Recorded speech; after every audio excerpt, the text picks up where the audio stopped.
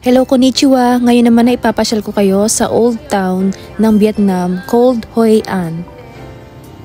Ito pala yung Hoi An. Ang ganda. Oh, ay, go. Lumipad. Ay, bili mo nga si ano mo. Kasi. Hoi, tumatak.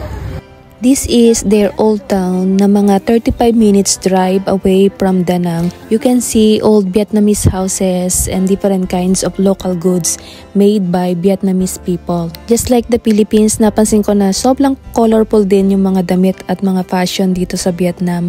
Halos wala akong nakitang made in China dito. That's ice cream, I think. You wanna try?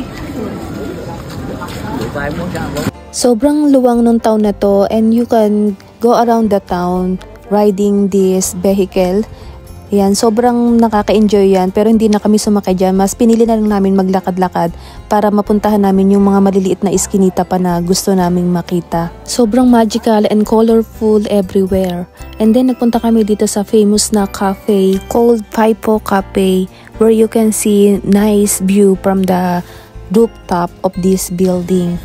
Nag-order kami ng set ng isang cake and drinks for only I think mga 350 pesos. Maraming choices ng mga cakes and drinks dito kaya sobrang approved. Nakakalito lang yung pera nila kasi talaga pag nandito ka may milyonaryo ka. Kasi yung mga 350 pesos na yan ay mga 135,000 Vietnamese dong na. At pagpasok namin sa taas ay namangha kami sa ganda ng ambience ng cafe na ito. Instagrammable talaga kahit saan. Yun nga lang medyo masikip lang yung lugar na to at medyo mainit.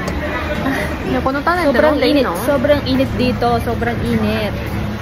Pero lagi kang papawisan. Yan tayo guys. Sarap. Ano siya? Kalamansi. Na medyo maalat-alat naman. Namis-namis. Nice. I like it.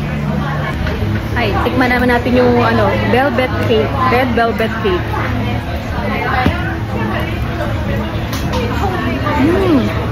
Wow. Yum. 아무튼 오이시요. 그래 한번 소스 가베요. 이거 오이시. harap.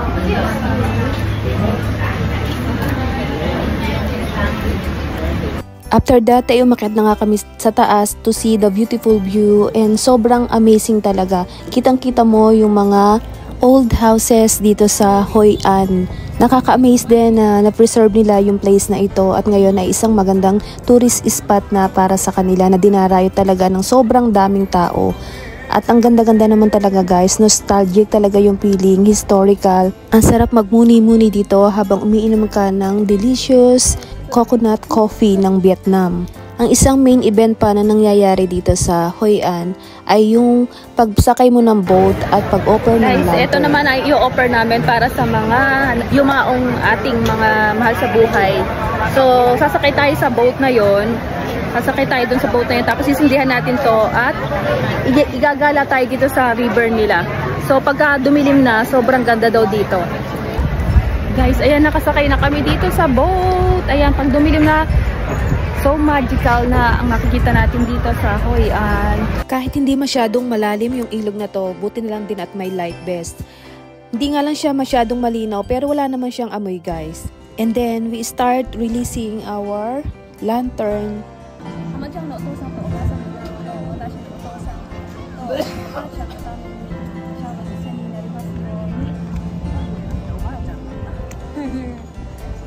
I'm wishing for protection, good health, and good luck. And rest in peace sa mga mahal natin sa buhay na pumanaw na. At tayo mga nabubuhay pa, sana ay patuloy tayong mag-enjoy lang at i-discover natin ang iba't ibang bagay dito sa mundo. Marami pa tayong pwedeng gawin. Let's live our life to the fullest.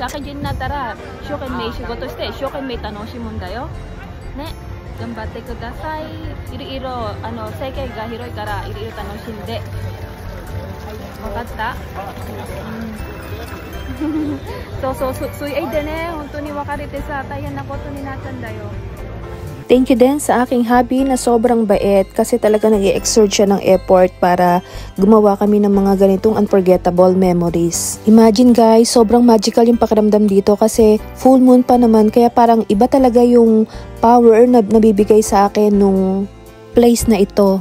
Kaya parang feeling ko talaga mayroon akong na-receive na energy or mga positive vibes dito sa lugar na ito. Ang sarap din sa pakiramdam na ma-experience mo yung iba't ibang culture ng iba't ibang bansa.